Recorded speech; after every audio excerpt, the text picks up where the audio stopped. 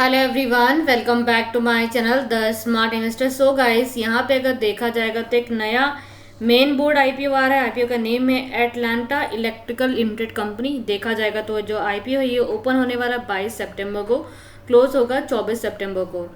IPO का क्या बात करेंगे वो मैं आपको बता देती हूँ। कंपनी का प्रोफाइल, आईपीओ के डिटेल्स, आईपीओ के टाइमलाइन, आईपीओ के लॉट साइज, रिजर्वेशन क्या रखेगा, जीएमपी वगैरह क्या चल रहा है, प्रीवियस ईयर कंपनी का परफॉर्मेंसेस एंड प्रॉफिट पर लॉट, मतलब लिस्टिंग गेन आपको कितना आपको मिल सकता है, ये आप अप्लाई करने से वो चीज़ क्या देखा जाएगा आज की वीडियो में। सो इफ़ अगर आप मेरे चैनल पे नए हैं तो हो सकेगा तो मेरे चैनल को आप सब्सक्राइब कर दीजिएगा। अब यहाँ पे एटलांटा इलेक्ट्रिक कंपनी की बात की जाएगी। दिसंबर 1988 में कंपनी इनकॉर्पोरेट गई है। बेसिकली जो कंपनी यहाँ पे क्या मैन्युफैक्चर काम करती, power and auto and inverter due to transformer का, इसका यहाँ पे क्या मैन्युफैक्चर काम करती इंडिया में। यह मार्च 31 के हिसाब से अगर यहाँ पे रिपोर्ट अगर देखा जाएगा ना, जहाँ पे कंपनी ने बोला है कंपनी लगभग 6 ऐसे प्रोडक्ट्स बनाती है जिसका नेम दिया गया power transformer, inverter duty transformer, furnace transformer and generator transformers and the special dust duty transformer. ये 5 ऐसे प्रोडक्ट कंपनी यहाँ पे क्या है, ये प्रोडक्ट्स कंपनी के पास है, 5 पोर्टफोलियो में। एंड कंपनी लगभग 19 स्टेट में अपने प्रोडक्ट क्या कस्टमर, मतलब कस्टमर कंपनी के जो है 19 स्टेट में है, यूनियन टेरिटरी में भी है एंड लाइक इंडिया में भी, जहाँ पे कंपनी सप्लाई करती 4400 ट्रांसफॉर्मर।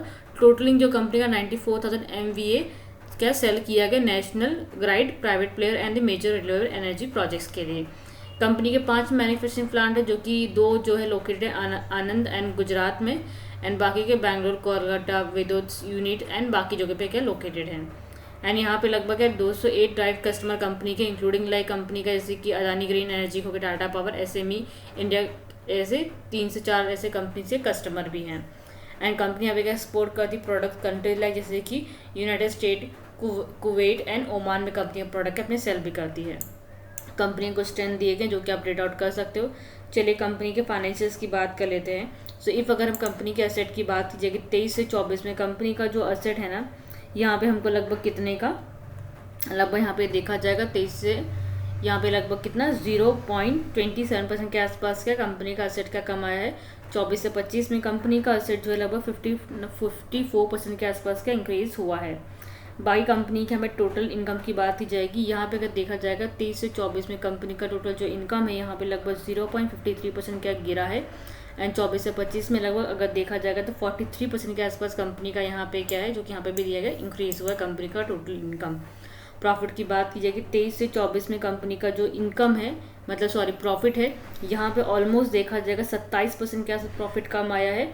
24 से 25 में कंपनी का जो प्रॉफिट यहाँ पे लगभग 87% के आसपास क्या बढ़ा है कंपनी का प्रॉफिट जो कि दिया गया है। एबिटा कंपनी का 23 से 24 में लगभग अगर देखा जाएगा तो हमको यहाँ पे क्या है 13% के आसपास कम देखने को मिल रहा है। एंड 24 से 25 में लगभग कंपनी का यहाँ पे एबिटा जो है लगभग कितना 62% के आस बढ़ा है।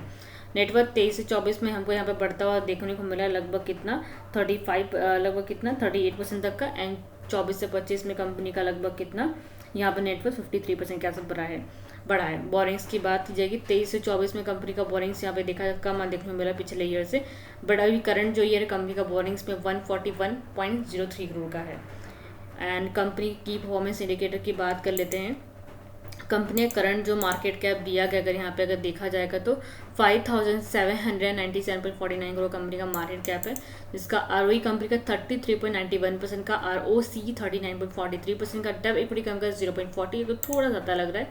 ये रिटर्न रेट कंपनी का 33.91% का, पैट मार्जिन कंपनी का है यहाँ पे लगभग कितने का 9.54% का, एंड एबिटा मार्जिन है 16.07 का, जो कि price to book value company का काफ़ी हाई 23.62 का दिया गया है।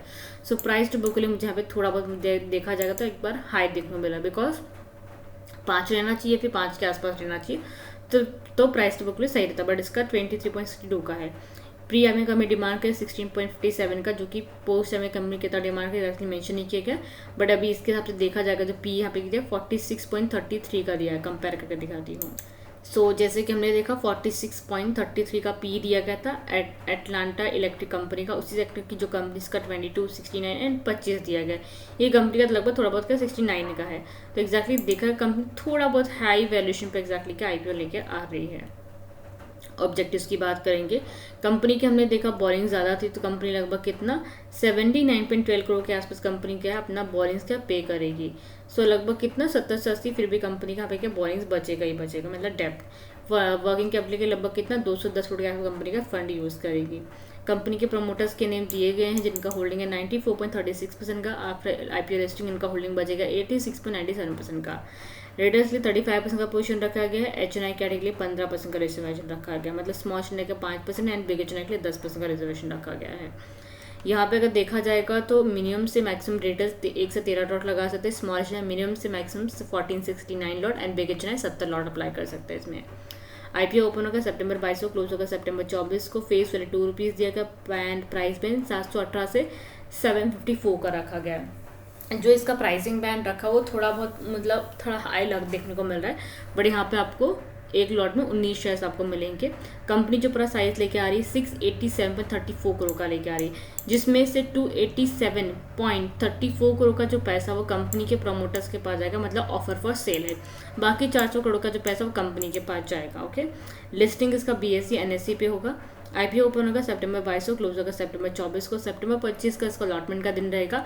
रिफंड आपको सितंबर 26 को आ जाएगा एंड डीमेट अकाउंट में शेयर का क्रेडिट किया जाए सितंबर 26 को, इफ अगर आपका आईपीओ लगता है तो। एंड सितंबर 29 का इसका लिस्टिंग का डेट दिया गया। सितंबर 24 का इसका लास्ट डेट है। सो 5 बजे के पहले क्या है UPI मिनट आपको एक्सेप्ट करना है।